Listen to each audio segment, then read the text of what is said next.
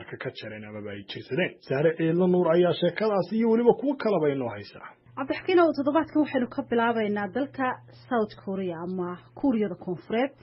carruurta dalkaasi ku dhalataa waxa markiiba loo xisaabiyaa inay yihiin sanad jir oo si ku gaaraan waaba dhasheenbe carruurta waxa la xisaabiyaa markay uurka ku jiraan inay xilliga uurku yahay 40 week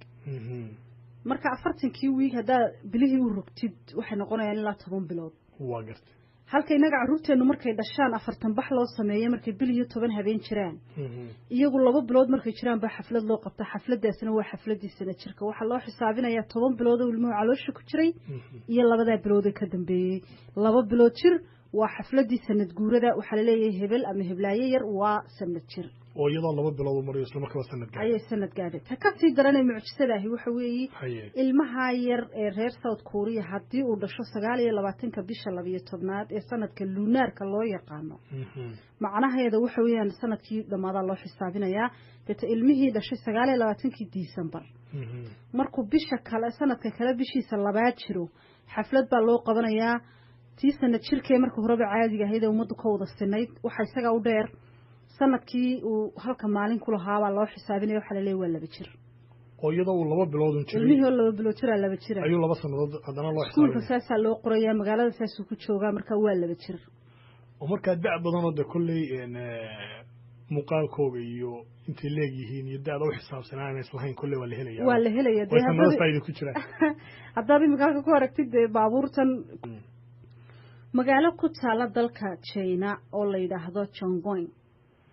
waxa ay ajiib ku tahay tareenku wuxuu dhaxmaraa dhismo apartment oo ay degan yihiin waa lagu nool yahay dhismaha waa lagu nool yahay block dhan buu dhaxmaray kaaga darna guri dhan ma dhaxmaray sikir dhan buu dhaxmaraya guri kaliya maaha oo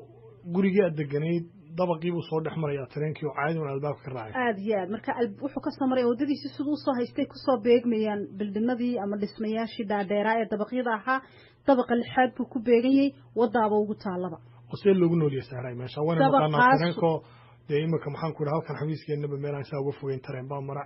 وضد مركب مرة يسا دريميسا قراعيسا يبقوحيسا سيل لو قلنا لي ما شاء horta waanigan soo sheegay mar haday China ku hormareen arrimahan dhismayaasha iyo tareenada iyo wadooyinkan iyo maaragtay bridge-yadan hadama aad iyo aad ugu horeeyaan inta qaylada ka sokow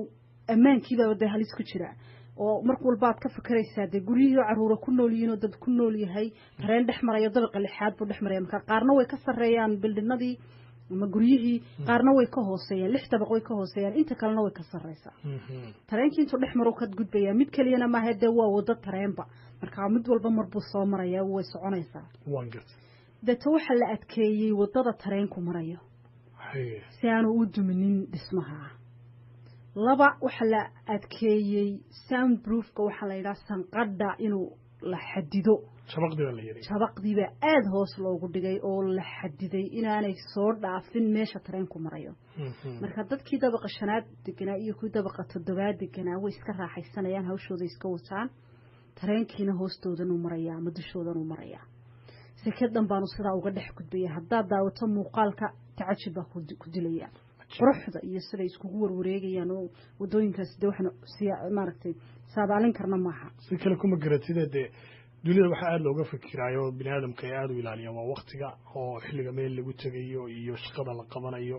dabcan sidoo kale waxyaabaha ay meelaha la degaya qaaliga ku yihiin ka warqabno waxa kamid ah waxa la yiraahdo transportation-ka ama gaadiidka dadweynaha dadku raacaan